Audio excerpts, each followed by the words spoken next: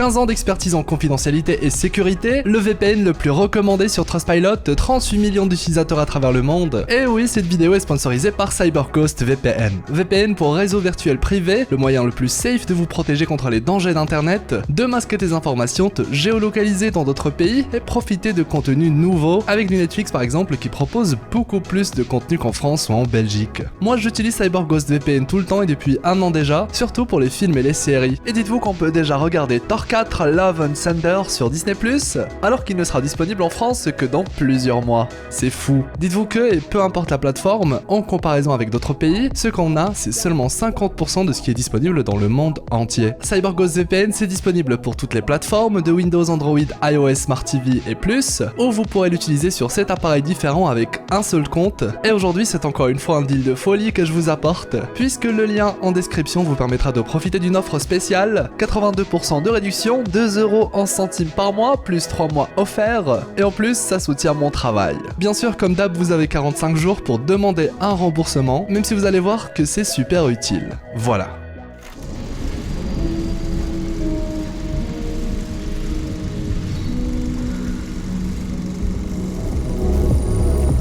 Bon, les Avengers, les Thunderbolts, les Illuminati ou encore les Defenders pour ne citer que, clairement ce ne sont pas les collectifs de super-héros qui manquent dans l'univers Marvel. Et il se trouve que le MCU adore ça, lui aussi. Des groupes en envoient de toutes les couleurs et à toutes les sauces, et les fans sont toujours au rendez-vous. À croire que l'idée d'un groupe où plusieurs personnages qu'on aime se rencontrent, défient leurs idées et décident ensemble de comment agir, c'est une formule très appréciée du grand nombre. Et après avoir dédié une vidéo aux Illuminati, il est temps pour nous de traiter d'un nouveau groupe. Enfin, et quoi de mieux que les Midnight Suns pour continuer notre exploration. Et vous allez voir qu'on se place dans un tout autre registre avec cette équipe singulière. Sortez vos costumes de super-héros, installez-vous confortablement et explosez le pouce bleu avec le gant de l'infini. Je suis HeroesF et aujourd'hui, on pactise avec des êtres démoniaques afin de tuer encore plus d'êtres démoniaques. Bon visionnage. L'aspect mystique de l'univers Marvel est extrêmement vaste. Un univers dans un univers. On y parle d'ésotérisme, de magie antique, de monstres venus d'autres mondes, tout un bestiaire cauchemardesque. Clairement, tout lister est impossible, surtout si on y ajoute tout un arsenal d'objets, d'artefacts, tous aussi mystérieux les uns que les autres, possédant chacun sa propre histoire, sa propre place dans le lore occulte de l'univers Marvel. Si le côté grandiose et infiniment grand de l'aspect cosmique peut s'avérer prédominant dans les intrigues utilisées par Marvel, avec des héros qui se surpassent encore et toujours plus, c'est souvent lorsqu'il s'agit de menaces mystiques que beaucoup de héros se retrouvent complètement dépassés. Il faut alors appeler des spécialistes, je dirais même des spécialistes parmi ces spécialistes, tellement on touche à quelque chose de vraiment à part. Comment est-ce qu'un Tony Stark ou un Captain America peut faire face à des menaces qu'ils ne peuvent tout simplement pas voir, sentir ou combattre tout court? Et c'est là que certains personnages sortent du lot, puisqu'ils possèdent justement des capacités hors normes qui leur permettent non pas d'être surpuissants, intelligents ou forts, mais de pouvoir traverser de l'autre côté. Avoir un pied dans une autre dimension de l'univers Marvel, celle du mystique. Interagir avec les ténèbres pour essayer d'y faire face, tel est le destin de ces êtres qui sont destinés non pas à la gloire, mais aux ténèbres. Ceux qui sauvent le monde sans que personne ne puisse jamais le savoir. Et désormais on le sait, il est rare, très rare, qu'un héros fasse cavalier seul. Et oui, lorsqu'ils font face à de grandes menaces, beaucoup de personnages unissent leurs forces pour avoir une chance de remporter le combat. L'équipe la plus connue à l'heure actuelle est certainement les Avengers. Les héros unissent leurs forces pour avoir une chance de vaincre des ennemis supérieurs à eux sur le plan individuel. Comme on dit, l'union fait la force. En plus des Avengers, il existe bien évidemment d'autres équipes. On peut retrouver les X-Men, le Rassemblement des Mutants, ou encore les 4 Fantastiques, une famille de super-héros qui sont chacun complémentaires les uns des autres. Récemment, on a par exemple vu les Illuminati en action, et on sait qu'on aura bientôt droit aux Thunderbolts, une équipe cette fois composée de plusieurs anti-héros. Et justement, posséder un roster d'anti-héros, c'est également le cas pour les Midnight Suns. En français, si on traduit littéralement, l'équipe porte le nom des Fils de Minuit, mais clairement on va garder le nom en anglais, qui est bien plus connu et surtout, il est carrément badass. Les Midnight Suns ont été créés dans un but bien précis. L'équipe est, disons, un rassemblement de héros et d'anti-héros liés au monde de l'occulte et l'ésotérisme. Et par conséquent, ils sont chargés de certaines menaces bien précises. Mais vous vous doutez bien que l'équipe n'est pas né comme ça, du jour au lendemain. Il a bien fallu que quelqu'un soit à l'initiative. Et qui dit monde occulte, sorcellerie, des créatures venues tout droit des enfers, le mieux placé là-dedans c'est bien évidemment Dr. Stephen Strange. Et oui, c'est en effet le Dr. Strange qui crée l'équipe des Midnight Suns, dont il est le capitaine on va dire, même qu'à la base, c'était pour faire face à une menace démoniaque en particulier que l'équipe a été formée. Dans les différentes adaptations qu'il y a pu avoir au fur et à mesure du temps, nous avons pu voir de nouveaux capitaines d'équipe, et globalement leur but consiste toujours à protéger la Terre ou certains univers de se faire anéantir par des esprits démoniaques ou des créatures surnaturelles, avec une certaine Lilith se plaçant comme l'une des menaces majeures qu'ils affrontent, une Lilith sur laquelle on va revenir un petit peu plus tard. Au fil du temps, les membres des Midnight Suns ont beaucoup évolué, les membres ont changé, l'équipe s'est rétrécie, agrandie, etc. Et on a pu retrouver dans cette équipe de nombreux personnages, mais possédant toujours comme dénominateur commun un lien d'une manière ou d'une autre à la magie, les vampires ou les démons. Comme précisé, le grand patron, celui qui crée la team, c'est Dr. Strange, un personnage qui pour le coup on connaît plutôt bien, et devant une menace comme Lilith, nul autre que la mère des démons, Strange va se charger de réunir 8 personnes bien précises, qui vont former une ligne de défense contre l'armée des démons. Aux côtés de Dr. Strange, on retrouve en premier le Ghost Rider, personnage profondément touché par l'occulte, ayant obtenu ses pouvoirs grâce à un pacte avec le diable en personne. Rien que ça. Ghost Rider va même prendre une place super importante et deviendra en quelque sorte l'un des leaders du groupe. En plus d'être l'un des membres les plus présents dans les différentes adaptations et évolutions de l'équipe, le Ghost Rider fait office de tête d'affiche de l'équipe. Il est l'un des personnages les plus populaires de la team, d'ailleurs dites-vous que 2 Ghost Riders en fait partie de l'équipe, Johnny Blaze, mais aussi Danny Ketch. Et puis bon, quoi de mieux pour combattre des créatures des enfers que le Ghost Rider, un gars qui ne craint pas le feu, littéralement, il peut même ressusciter, il est d'une certaine manière immortel, et possède plusieurs autres capacités tout aussi singulières. Clairement un membre très important de l'équipe, et on comprend assez facilement pourquoi il en prend les rênes à plusieurs reprises. Autre personnage qui fait partie de l'équipe, on retrouve Morbius. Oui, le docteur Morbius. Et il est le vampire par excellence. Dans l'histoire des comics, il est d'abord un ennemi de Spider-Man avant de devenir son allié, du moins le temps de quelques combats. Et s'il rejoint les Midnight Suns, c'est en grande partie car le personnage entretenait des liens amicaux avec le Dr. Strange. Il reste néanmoins dans la catégorie anti-héros, puisqu'il est très loin de posséder les valeurs héroïques standards, et sa place dans l'équipe il la mérite lorsqu'on se penche sur ses nombreuses capacités. C'est même l'un des membres les plus vieux et iconiques du groupe.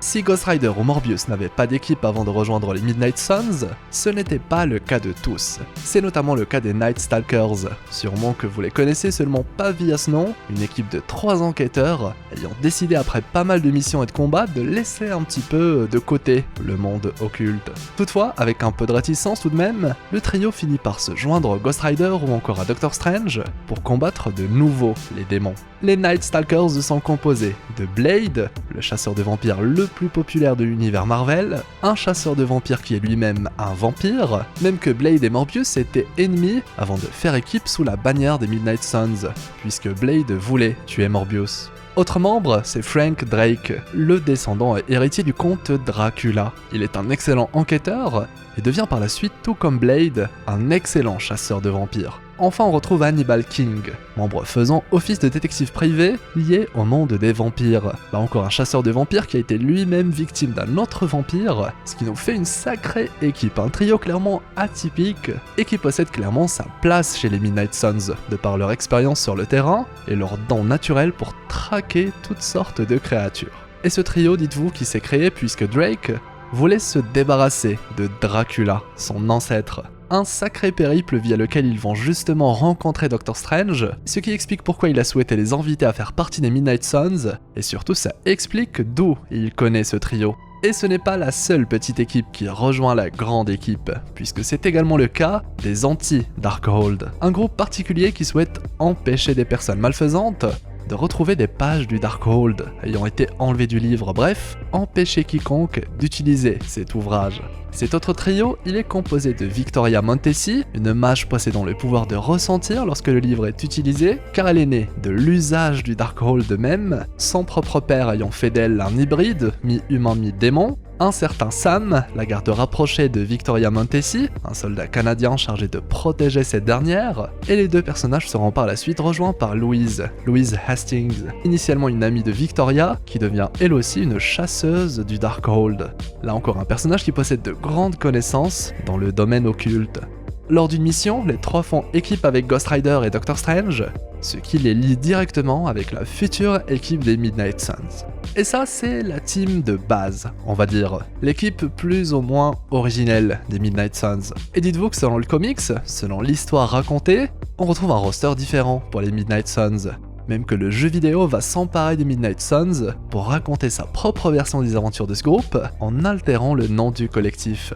Des fois c'est le Moon Knight qui fait partie de l'équipe, une autre fois on retrouve Jack Russell, récemment vu dans Werewolf by Night, le spécial Halloween du Marvel Cinematic Universe inspiré du comics éponyme, et dites-vous que même un certain Wolverine se retrouve dans l'équipe à un moment. Un collectif de personnages carrément badass, tous des spécialistes dans un domaine bien précis et qui sont les seuls à pouvoir contrer les plus grandes menaces mystiques de l'univers Marvel. Et ce qui est drôle et que j'aime beaucoup avec cette équipe, c'est que beaucoup de membres appartiennent eux-mêmes au monde de l'occulte. Certains ont pactisé avec les ténèbres pour se retrouver plus tard à combattre ces mêmes ténèbres. Quant à d'autres, ce sont des créatures qu'on retrouve dans des bestiaires que ces mêmes membres utilisent pour en savoir plus sur la proie qu'ils vont chasser. J'adore les Midnight Suns, je les trouve fascinants. Et vous savez, ce qui me fascine tout autant, eh bien c'est la menace majeure à laquelle ces derniers font face. Lilith est considérée comme étant la mère de tous les démons. Elle est une ancienne déesse démoniaque experte en sorcellerie et en magie noire. Possédant des dons de prémonition, cette dernière décide d'altérer le futur de ses enfants. Ces derniers étaient destinés à mourir, qui plus est de la main du Ghost Rider. Elle décide donc avant que cela n'arrive d'attaquer en premier et de s'en prendre au Ghost Rider. Et c'est là que l'équipe des Midnight Suns est montée. Étant un être très puissant, un mélange entre démons et divinité, l'aide d'autres spécialistes de l'occulte devient une obligation. Et après avoir vu que l'équipe des Midnight Suns réduisait à néant son armée de démons, ses enfants, elle décida de s'allier à toutes sortes de créatures maléfiques, comme Centurius ou encore Zarathos, son but étant de répandre le mal et de dominer la Terre. Un objectif en lien avec l'histoire même de Lilith, le tout saupoudré d'une promesse qu'elle s'est tenue d'honorer, une histoire d'anges et de démons. L'histoire de Lilith est très singulière, même que c'est très particulier de voir un vilain essayer de changer le futur pour sauver les siens. Un vilain qui avait aperçu un destin dans lequel il avait perdu. Quelque chose qui d'habitude est réservé aux gentils. Et oui, c'est le héros qui tente de changer son destin, pas le vilain.